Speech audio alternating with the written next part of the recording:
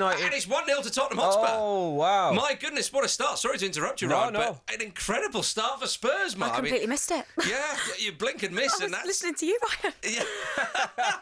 Not even a minute on the clock. That is what we need. And it's 1-0. A little wry smile from Daniel Levy there, hey?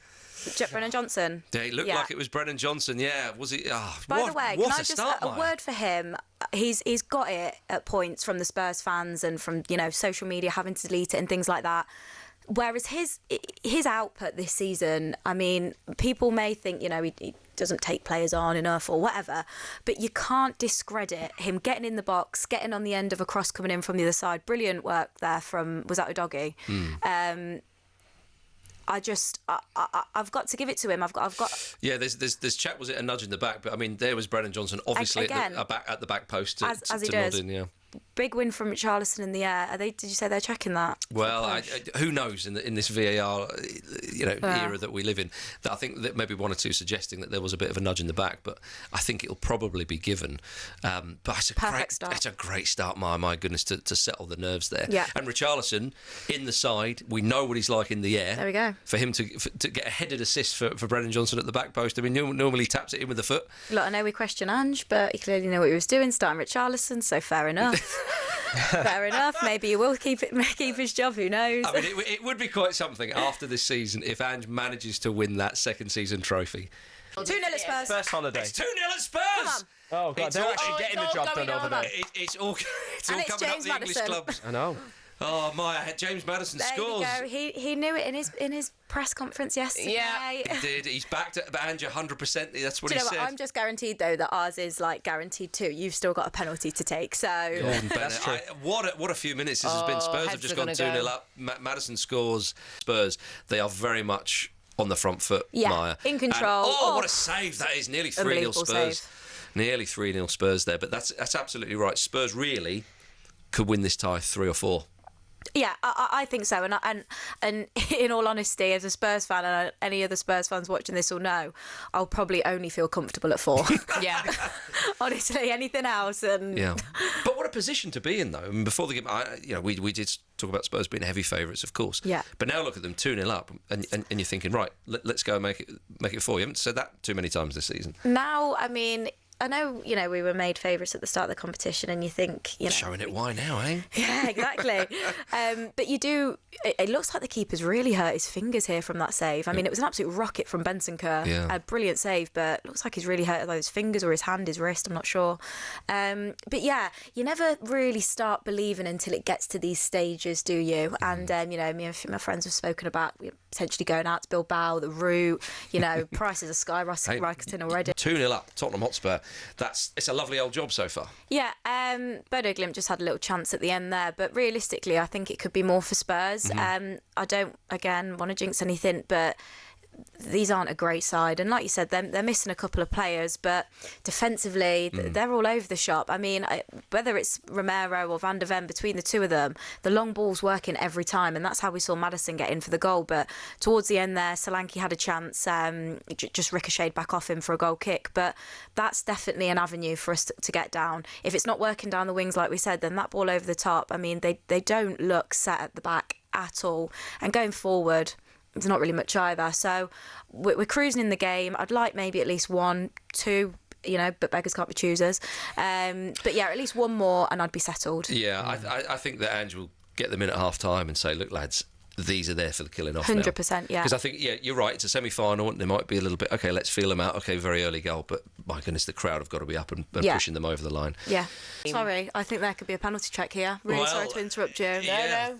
It's Spurs. There has to look be. like they're gonna get a penalty voucher that Manchester United certainly had in Bilbao. They're handing them out tonight in Europe, aren't they? I was going to say, they look like they're about to cash it in, because that looked like a penalty, Maya. Romero goes up, so there's a bit of the ball flying around the box after the free kick comes in from James Maddison, and Christian Romero actually wins the ball, and it looks like he's going to be sent to the line. So for me, it's a penalty. It's one of those ones where Christian Romero wins the ball, and the Bodo Glimt defender just comes up underneath him, thinks that he's going to win it, but instead Romero's foot's already beat him to the ball, so he's just caught his foot.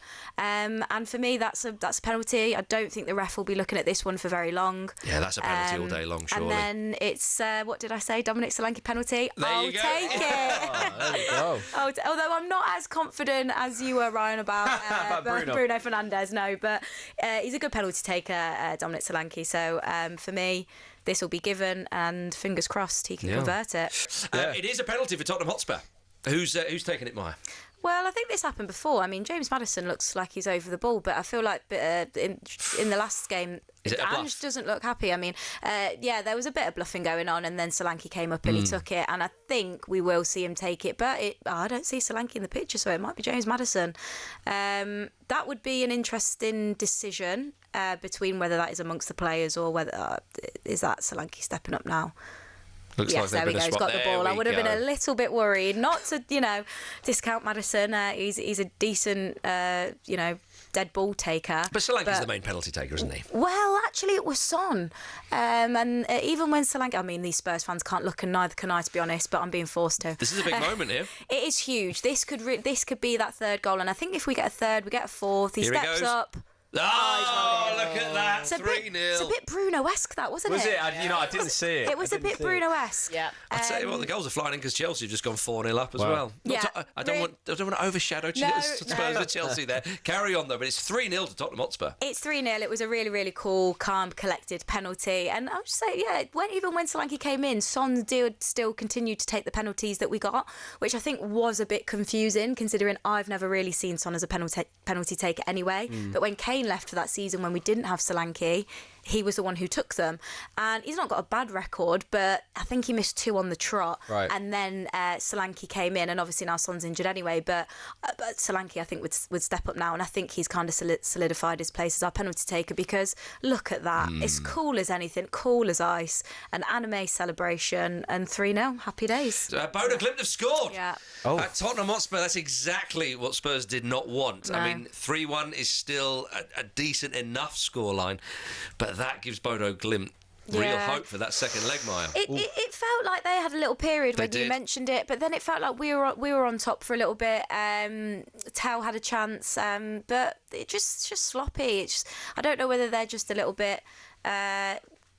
they felt a little bit content with the score being 3-0 and decided to sit back and relax a little bit, but you can't do that. No. And so the ball's come in from the left-hand side, just played into the middle, and no one's really put a foot in. It's kind of been a bit of a scramble. It's a nice it's a nice bit of footwork there from the attacker. But there's 3 players surrounding him. He shouldn't be able to do that, and though, in the box. And it's a wicked deflection, in fairness. Vicario's got no chance of getting that. The deflection just coming off Bentancur, and he knew as soon as he walked away he was angry with himself. But listen, if anything, what is it, about 8 minutes left? Just more incentive to go and get that fourth. Indeed. It's funny how a goal can change things. I mean, you look at those Bodo Glimt supporters, they're loving it. I mean, they're in a Europa League semi-final. They've already, gone above and beyond expectation. But getting that goal gives them hope. Yeah. There's no doubt about that. Spurs, I think, the last thing they want, it's the same with Manchester United, and obviously the same with Chelsea, but, different sort of thing going on there, is you want to go in that second leg with the opposition thinking, unless there's some sort of Halley's Comet moment here, we're not going to do this. Bodo Glimt now, look at those fans. They think they're sniffing something here. Oh, they're sniffing a famous night back home. And that's not what you want. And look at Ange Postecoglou now. He's thinking, look, at 3-1 is still all right. Yeah. It's still a 2-0 advantage, a 2-goal advantage. And I would back us to still go and get us a goal out there. They'll still be favourites, but Maya, though, that it's... I don't like... You're just creeping some doubt into her head. That's what you're doing. Well, look, I'll tell you something now. Jamie Carragher has said that there's no way that Tottenham Hotspur beat Manchester United in a Europa League final. He said the mentality is just so different. We're just talking there about Manchester United. The fact is they're having a historically poor season right now, but they're on the verge of a famous victory and getting to the final. They are currently the FA Cup holders. It won't be another couple of weeks of that. Yeah, we'll take it. And even under Ten Hag, they've had that FA Cup and they won the League Cup. Whereas Tottenham, as we know, it's been a long time without a trophy. What do you make of those comments from Mr. Jamie Carragher? Well, if we're going off history, we've had finals since we last won a trophy, and we can't get over the line. And whether that is the manager, the players, looking back to that Champions League final that we played in, it was just a terrible game with a terrible decision that was made that killed the game off within the first 10 minutes. But you could say you were beaten by a better side. I mean, Klopp's Liverpool were something else. You might say that about the League Cup final against Manchester City. It was in Manchester City. I can't disagree with that. But... Whereas against Manchester United, though. Yeah, but it just feels like, we've beat them 3 times this season, and then it'd get to where it counts, and we can't do it. And I get his comments in the sense of just getting that over the line. Mm-hmm. That final last push. I don't know what we are lacking and why we lack it. But there is something that we are lacking when it comes to winning trophies, or else we would have won one. And I mean, I was 10 when we last won one. 10 years old. I'm 26 now. Yeah. So, for my generation of Spurs fans who don't really remember that well, and if they do, then, it's a very distant memory. It would be so nice. And any Spurs fans even younger than me that definitely wouldn't remember that, it would be just nice to have just something to show, we have the stadium, we have the training ground, we have, a great academy, we have a great women's setup. It seems like the club, and I don't think anyone can really, a lot is said about Daniel Levy, but I don't think anything can be said about the way that Tottenham Hotspur is run, as in a business, right? Mm-hmm. But the trophies need to match that. Yeah. They need to. On AM, on DAB, via the talkSPORT app and on your smart speaker. talkSPORT.